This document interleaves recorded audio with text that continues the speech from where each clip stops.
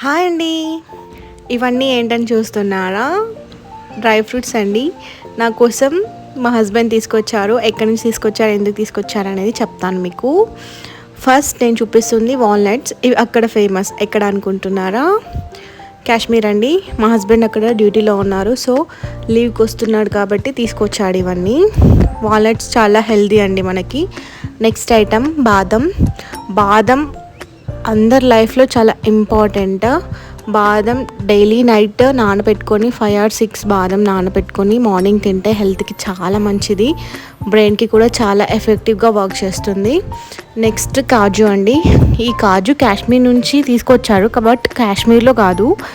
ఇది మా హస్బెండ్ వాళ్ళ ఫ్రెండ్ ఒకతను శ్రీకాకుళం అంట, అతను తీసుకొస్తే అతని దగ్గర నుంచి ఒకటి తీసుకొని మన కోసం తీసుకొచ్చాడు. నెక్స్ట్ చెర్రీస్ అండి.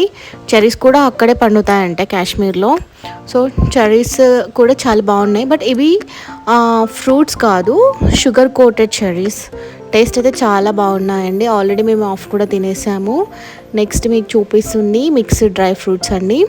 డ్రై ఫ్రూట్స్ అండ్ సీడ్స్ కూడా ఉన్నాయి ఇందులో. పంకిన్ సీడ్స్, సన్ఫ్లవర్ సీడ్స్ అన్నీ ఉన్నాయి. క్యాండీస్, షుగర్ కోటెడ్ ఆమ్లా ఇవన్నీ కూడా ఉన్నాయి ఇందులో.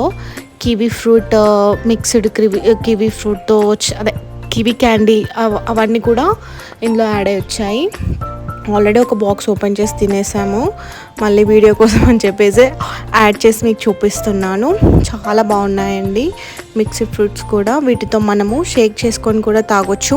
వీక్లీ వన్స్ లేదా ట్వైస్ తాగడం వల్ల హెల్త్కి కూడా చాలా బాగుంటుంది. నెక్స్ట్ బేబీ సాఫ్రాన్ అండి.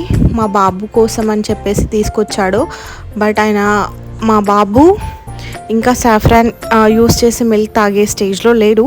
సో మనము దీన్ని కుకింగ్లో కూడా యూస్ చేసుకోవచ్చు.